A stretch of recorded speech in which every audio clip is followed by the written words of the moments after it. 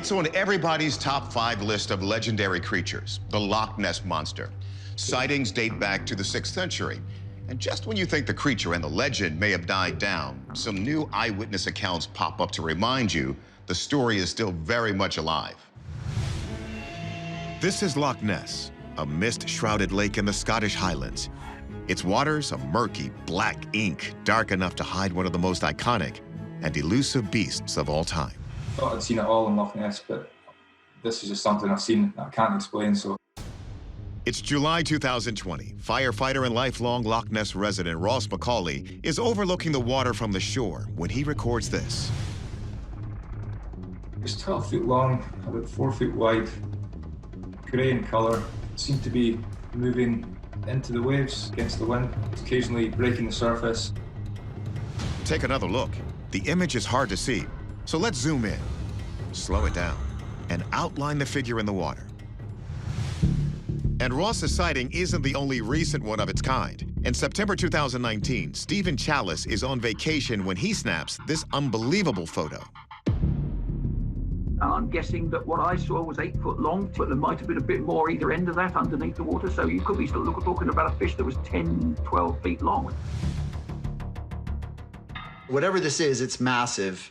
Field researcher Ken Gerhardt is one of the world's foremost experts on mysterious creatures and is writing a book on Loch Ness.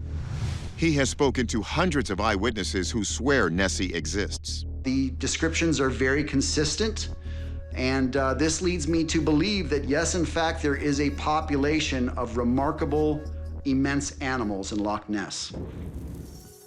So are these just big fish stories or something more? We turned these amazing images over to our team of analysts to see if they would hold up under scrutiny. Our marine biologist, Dr. Shay Conger, begins her evaluation with the photos taken by Stephen Chalice. Could we be looking at some kind of fish? Conger says no.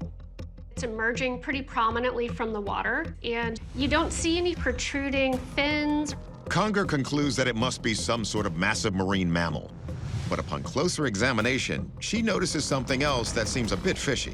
When I look at this image, I see a couple of red flags. If an object or animal is submerged in water, we would see a series of eddies and ripples around the entirety of this animal, extending out pretty far.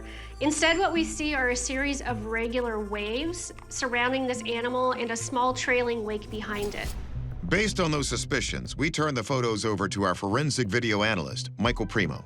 I performed what's called a smart report of the digital image that was provided, and it reported inconsistencies with the digital information. So in layman's terms, the picture of the alleged Loch Ness Monster is not an authentic image. But what about the McCauley video? We have no reason to believe it's a hoax.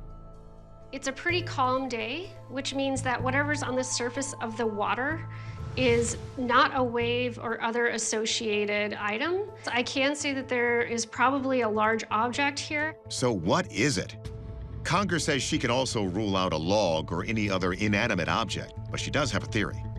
A recent study utilizing eDNA was able to identify that there are, in fact, eel species within this lake. It's possible that some of these species could be large. However, they are, as of yet, undefined. So we have a split decision this time. The unbelievable photos of the Loch Ness Monster are exactly that, unbelievable. The wave motion of the wake was the decider. As for the video, we think it's real, and we think it's an eel. Still, sociobiologists believe that because of our history as a prey species, humans will always be fascinated by stories of animals big enough to eat us. The legend of the Loch Ness Monster is probably here to stay.